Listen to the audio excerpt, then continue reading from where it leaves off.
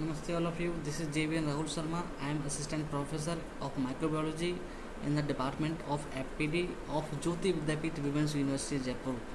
So today's topic is carcinogenesis, and next topic will be the mechanism of the carcinogenesis and what is the pathogenesis. Okay. So carcinogenesis is also called the oncogenesis.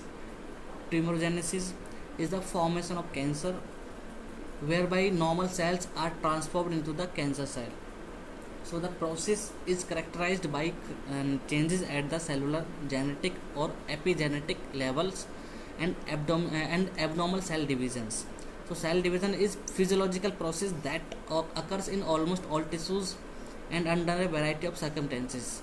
So normally the balance between proliferation and programmed cell death, it is a form of apoptosis, that is a programmed cell death. I have discussed already in pathology in first semester during the first semester of your class. So it is maintained to ensure the integrity of tissues and organs. So according to the prevailing accepted of the theory of carcinogenesis, the scientific mutation theory, the mutation in the DNA and epimutations can lead to the cancer. Okay. So orderly process by the disrupting the programming regarding the process upsetting the normal balance between proliferation and cell death. So this result is uncontrolled cell division and evolution of these cells by natural selection in the body. Okay. So cancer is fundamentally a disease of regulation of the tissue growth. In order to form a normal cell to transform into a cancer cell, so genes that regulate cell growth and differentiation must be altered. So genetic and epigenetic changes can occur at many levels, from gain or loss of the entire chromosomes, the mutation affecting a single DNA nucleotide, or to silencing or activating a microRNA that controls expressing of 100 to 500 genes. So there are like two broad categories of genes that are affected by these changes. So oncogenes may be normal, the genes that be expressing at the inappropriately high level, or altered genes that have novel properties. In either case, the expression of the genes promotes the malignant phenotype of cancer cell. Okay. So either case, the expression of these genes promotes the malignant phenotype of cancer cell. So tumor successor genes are genes that inhibit cell division, survival or other properties of cancer cells. So tumor suppressor genes are often disabled by cancer promoting genetic changes. Finally, the oncovirion virus that contain an oncogenes are categorized as oncogenic because that they trigger the growth of tumor tissues in host, and the process also referred to a viral transformation. Okay. So next topic will be the causes. Namaste all of you. This is JVN Rahul Sharma. I am Assistant Professor in Microbiology Department of Jyoti Vidyapeeth Women's University. So today's topic is various viruses that cause cancer in human beings. So there are at least 7 or 8 viruses which can cause cancer in human being. So I will discuss one by one. So like researchers know that there are several viruses that can also lead to the cancer, like for example the human papilloma virus, that is also called HPV, and they can cause cervical and several other cancers in human being. Next, like hepatitis C can also lead to the liver cancer and non-Hodgkin's lymphoma. So studying virus and cancer is helping the researchers develop vaccines and other way to reduce the cancer risk in human being. So we spoke with the Harris Torres, MD, Associated Professor of the Infectious Disease to the Lunch Board, and like the question is how do viruses cause cancer. So question is how do viruses cause cancer. Like viruses are very small organisms. They are also made up of the genes like DNA or RNA surrounded by the protein coating. So there are several oncoviruses or viruses that cause cancer. Like for example Epstein-Barr virus. So it is the herpes virus that spread through saliva. So Epstein-Barr virus infections increase the risk of Burkitt lymphoma, so some type of Hodgkin's and non-Hodgkin's lymphoma and stomach cancer. So this is currently no vaccines for the Epstein-Barr virus. Hepatitis B virus or hepatitis C virus. So hepatitis B virus is spread through the infected blood, semen and other body fluids, and hepatitis B is a leading cause of the liver cancer in chronic conditions. In acute condition it can be limit. So hepatitis B vaccine is recommended for the all children and adult. So if you are not sure if you have been vaccinated, talk to your doctor. Hepatitis C virus, it is spread through the infected blood. Hepatitis C is leading cause of liver cancer and can cause the non-Hodgkin's lymphoma. So there is no vaccine against hepatitis C virus, but it is highly treatable. Human immunodeficiency virus, that is also called HIV, is also responsible and spread through the infected semen, vaginal fluids, blood or breast milk or other body fluids like the hepatitis B or hepatitis C.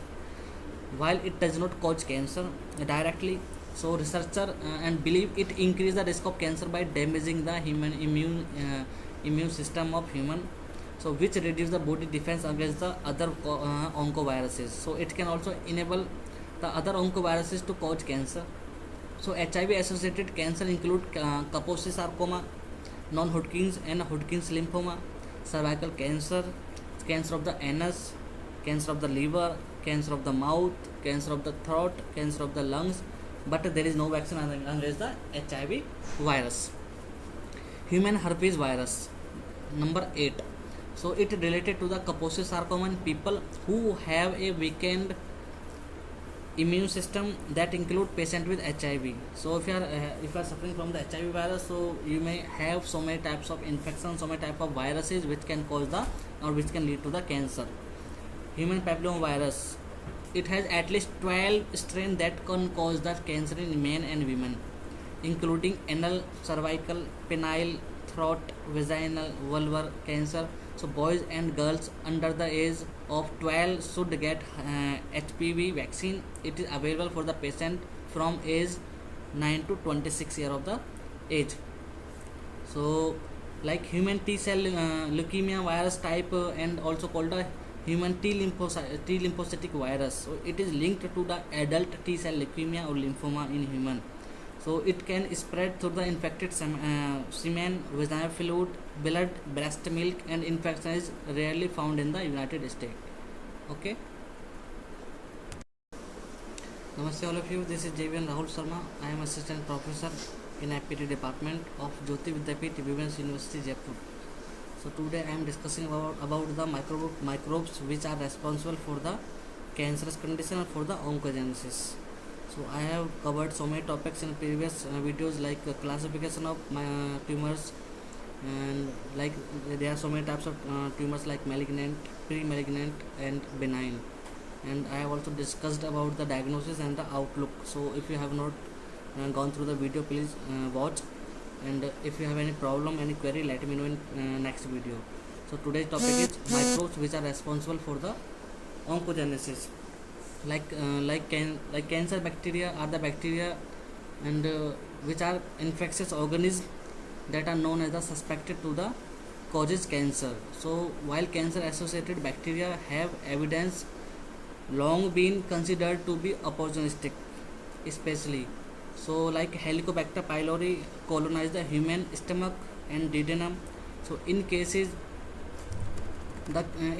it can cause stomach cancer and mild lymphoma. So its models have demonstrated the Koch's third and fourth postulates for the role of Helicobacter pylori in the causation of the stomach cancer especially.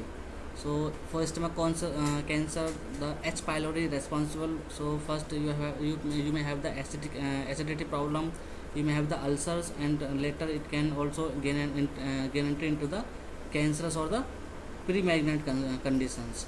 So the mechanism by the H. pylori causes cancer may involve chronic inflammation or direct action of the some of its virulence factor. For example, like Kaga has been implicated in the carcinogenesis. So I am reciting the so many example which of the bacteria, viruses and fungus which are responsible for the oncogenesis in human being.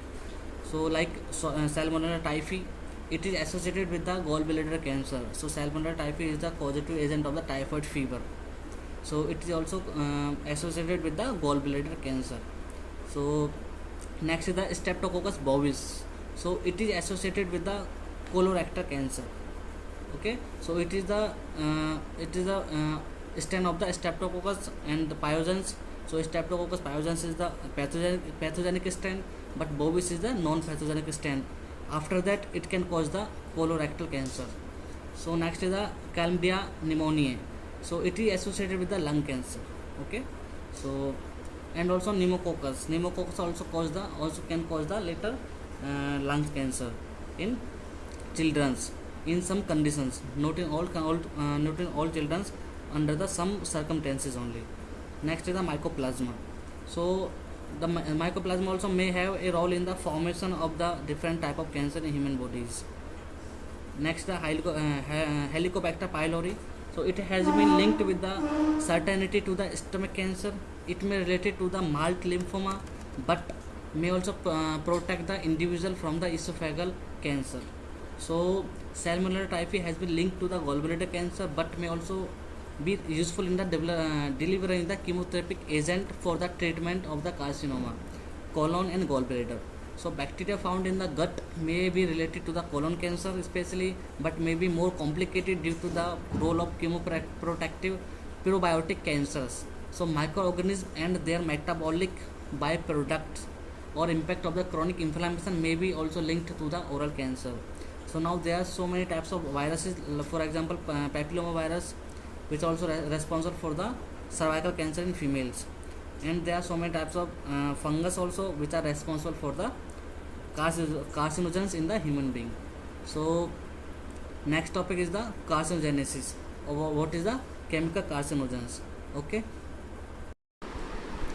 Namaste, this is JVN Rahul Sharma. I am Assistant Professor of Microbiology in FPD Department of Jyoti Vidyapeeth, Women's University, Jaipur. So today's topic is causes of the oncogenesis or tumorigenesis. So there are diverse classification scheme for the various genomic changes that may contribute to the generation of cancer cells. So many of these changes are mutations or changes in the nucleotide sequence of genomic DNA. So we are having we suffer from the cancer condition because of the gene mutation. Okay, so and especially in the changes in the nucleotide sequence of the DNA. So these are and there are also many epigenetic changes that alter whether genes are expressed or non-expression. So aneuploidy, the presence of an abnormal number of chromosomes, it is one genomic change that is not a mutation and may involve either gain or loss of one or the more chromosomes through the error in the mitosis. So large scale mutation involve either the deletion or duplication of a portion of a chromosome. So genomic amplification occurs when a cell gains the copies more often 20 or more than the 20 of a small chromosome region, usually containing one or more oncogene and adjacent genetic material. So next, like the DNA damage. So DNA damage is associated to the primary causes of the cancer. So more than 60,000 new natural occurring instances of DNA damage arise on average per human cell per day due to the endogenous cellular process and the DNA damage. So it is a natural occurring process. So additional DNA damage can arise from the exposure of the exogenous agents. So as one example of the exogenous carcinogenic agent like tobacco, mainly is the lifestyle changes like tobacco smoking cause the increased DNA damage, and its DNA damage likely cause the increase of the lungs cancer due to the smoking. In other example, ultraviolet rays from solar radiation can cause DNA damage, that is the important in melanoma. So Helicobacter pylori infection produce high level of reactive oxygen species that damage DNA and contribute to the gastric cancer. So the Aspergillus flavus metabolite aflatoxin is a DNA damaging agent that is causative in the liver cancer. So DNA damage can also be caused by substances produced in the body. So macrophages and neutrophil is an inflamed colonic epithelium are the sources of the reactive oxygen species, causing the DNA damage that initiates the colonized tumorigenesis. So, and bile acids at high level in colons of human eating a high fat diet also cause the DNA damage and contribute to the colon cancer. So, some exogenous and endogenous sources of DNA damage are indicated in the boxes at the top of the figure in this section I have described, and I will show you in the class. So, the central role of the DNA damage in progression of the cancer is indicated at the second level of the figure, and the central element of the DNA damage, epigenetic alteration and deficient DNA repair in the progression to the cancers. Okay, so a deficiency in DNA repairs would cause more DNA damage to accumulate and increase the risk of the cancer. For example, individual with an inherited impairment in any of the 34 DNA repair genes. Okay, so the majority of the cancers are called non-hereditary or sporadic cancer. So about 30% of sporadic cancer don't have hereditary component, that is currently undefined.